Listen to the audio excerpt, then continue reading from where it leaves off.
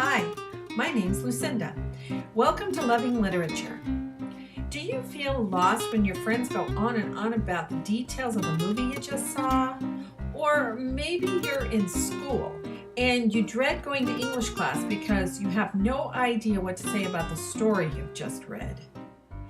If either of those situations sound familiar, this video series could be for you. In this series, I'll give reading tips for textbooks and stories, their structure, elements, and genres, so that you'll have something to add to the discussions. If you love literature, I hope you'll join us too, because sharing ideas about the stories we love can be fun. In the last episode, I gave my analysis of Life of Pi by Jan Martel.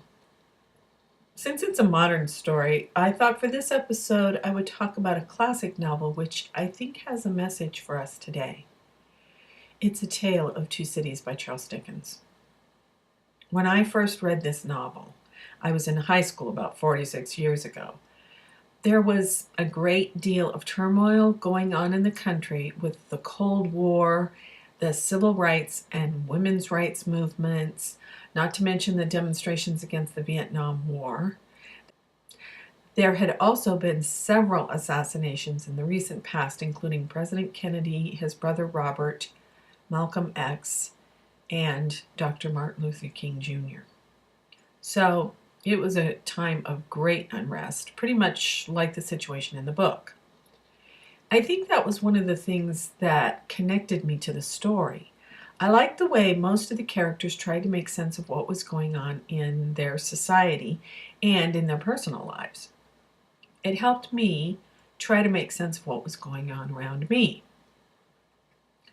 I have to say that I'm attracted to stories where the characters try to learn from their circumstances and mistakes.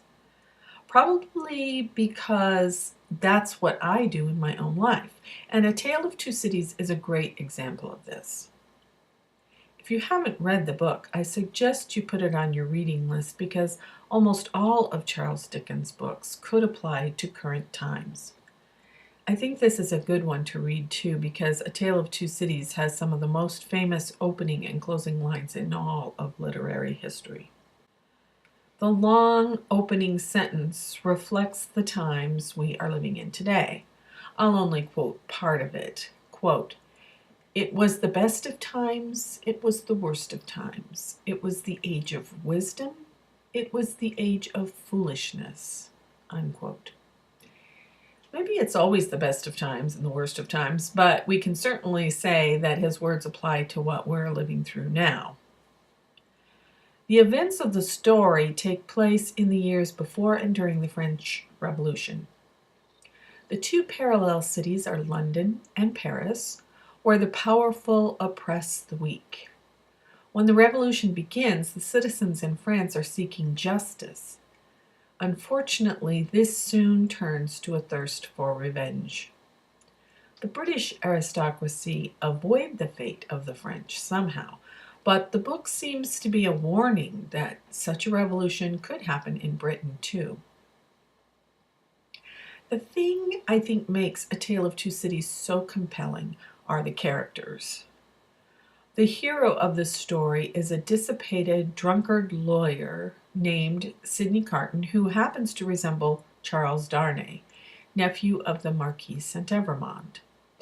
Darnay emigrates to England because to him it's immoral the way his family and the other aristocrats treat ordinary people. He doesn't want to live that kind of life. The cast of characters is rounded out by Dr. Manette, his daughter Lucy, her companion Miss Pross, and Dr. Manette's banker, Jarvis Lorry, who all end up in England. In France, the main characters are Monsieur and Madame Defarge, who were once Dr. Manette's servants before he was unjustly sent to the Bastille for 18 years. Originally, the Defarges wanted to seek justice for Dr. Manette and punish the Marquis Saint-Evremond, who imprisoned him to avoid a scandal. At the beginning of the book, it looks like Dr. Manette will finally be able to recover from his ordeal, but in the end, he's tortured again when his son-in-law, daughter, and granddaughter are caught in the Defarge's web, and it looks like they will die at the guillotine. How does Sidney Carton become the hero, and why do we care about him, you might be asking? Well, first of all, Sidney saves Charles early in the book. The Defarges have discovered Charles' new identity, and because he's the nephew and heir of the Marquis Saint-Evremond, they are determined to make him pay for his uncle's crimes. They manufacture evidence to convict him of treason against the new country.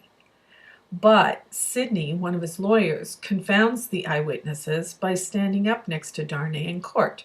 They look so much alike that the jury is not convinced of Darnay's guilt.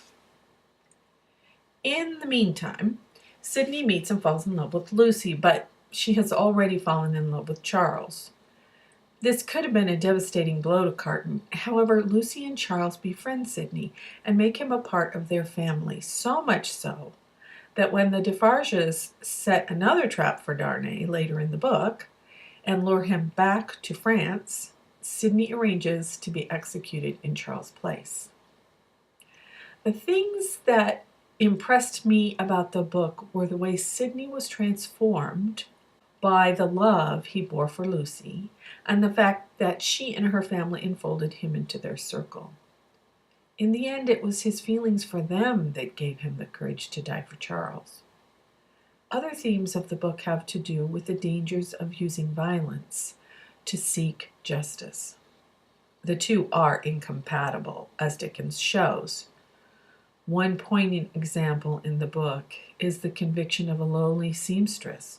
She has no designs to overthrow the new republic, but because she was associated with aristocrats, she was condemned to die. She's the only person who realizes that Sidney is not Darnay and asks him to share his courage with her until the end.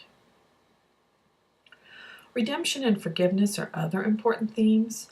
I found Sidney Carton so fascinating because at the beginning of the book he has no hope or faith in humanity. But Lucy and her family help him change his mind. Their love and acceptance transforms him. At the end of the book, there is a kind of epilogue of what Sidney might have said had he been given a chance to express his last thoughts. They support my last point.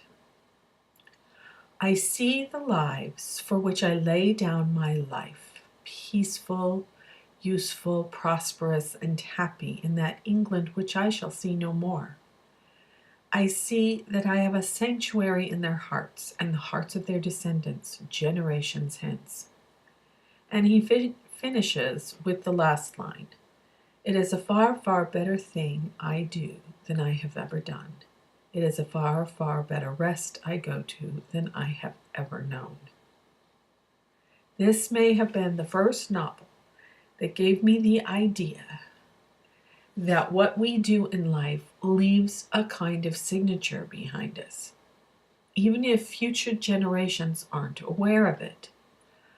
Our lives are like ripples on the water. For a long time after reading the book, I thought about what kind of signature I wanted to leave. The book means so much to me today because of the way it made me feel after reading it, that we can all make a difference, no matter how small our contribution. I hope you'll read the book. And if you've read it before, I hope you read it again. I think it will be worth your time.